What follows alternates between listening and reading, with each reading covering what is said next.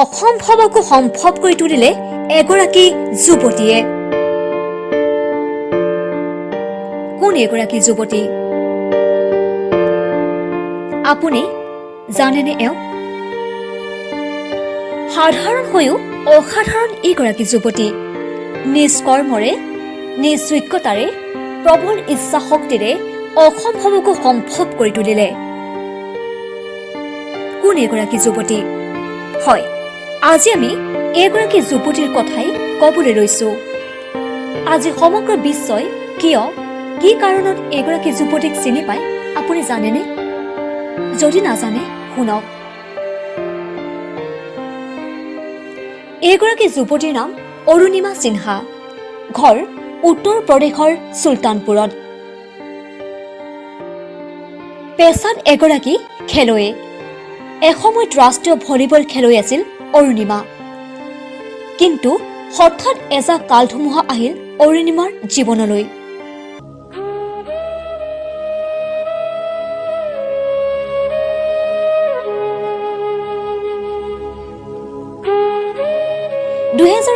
চনৰ 11 এপ্ৰিলৰ ঘটনা। লক্ষ্ণৌৰ পৰা দিল্লীলৈ উভতিছিল অৰুণিমা।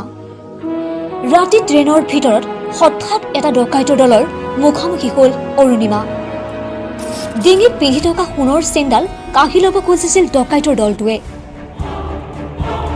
অৰুণিমাই বাধা দিয়াত ডকাইতৰ দলটোৱে অৰুণিমাক চলন্ত ট্ৰেইনৰ পৰা দলিয়াই দিছিল। কিমান ভয়ানক হ'ব পাৰে সেই দৃশ্য। তাতোকৈ ভয়ানক যেতিয়া ৰেল ক্ৰছিঙত অৰুণিমাৰ বাওঁ ভৰিখনৰ ওপৰেৰে পাৰ হৈ গৈছিল প্ৰায় 40-50খন ট্ৰেইন। গোটেই ৰাতি চিৎকাৰ কৰি মৃত্যুৰ সৈতে যুঁজিছিল অৰুণিমাই। পুৱালৈ যেতিয়া সমগ্ৰ ঘটনা পোহৰলৈ আহিছিল, ততালিকে অৰুণিমাক দিল্লীৰ এইমছত ভৰ্তি কৰোৱা হৈছিল। বাধা সিমানতে শেষ হোৱা নাছিল। বিভিন্ন মাধ্যমত অৰুণিমাই আত্মহত্যা কৰিবলৈ ওলাইছিল বুলি ভুৱা বাতৰি ওলাইছিল।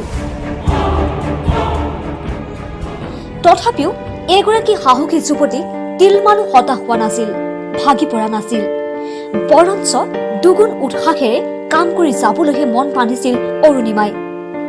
দিল্লীৰ এইমছত প্ৰায় 4 মাহ জীৱন মৃত্যুৱে যুঁজিছিল তাই। অৱশেষত ডক্তৰে বাওঁ ভৰিখন সম্পূৰ্ণকৈ কাটি পেলাইছিল। তেতিয়াও তাই ভাঙি পৰা নাছিল। প্ৰবল ইচ্ছা শক্তিৰে শাৰীৰিক প্ৰতিবন্ধকতাকো নেওচি এদিন তাই সুউচ্চ মাউণ্ট এভাৰেষ্টকো জয় কৰিব বুলি সপোন দেখিছিল।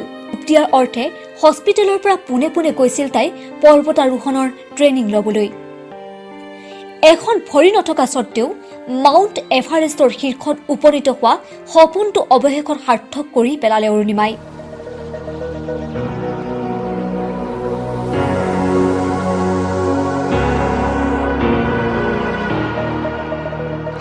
आज मेरी लाइफ का सबसे बड़ा सपना पूरा हुआ और मैं टॉप ऑफ द वर्ल्ड पे हूँ और बहुत खुश हूँ।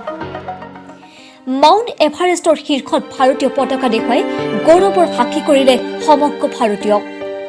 প্ৰবল ইচ্ছা শক্তিয়ে যে সকলো সম্ভৱ তাকেই যেন প্ৰমাণ কৰিলে অৰুণিমাই।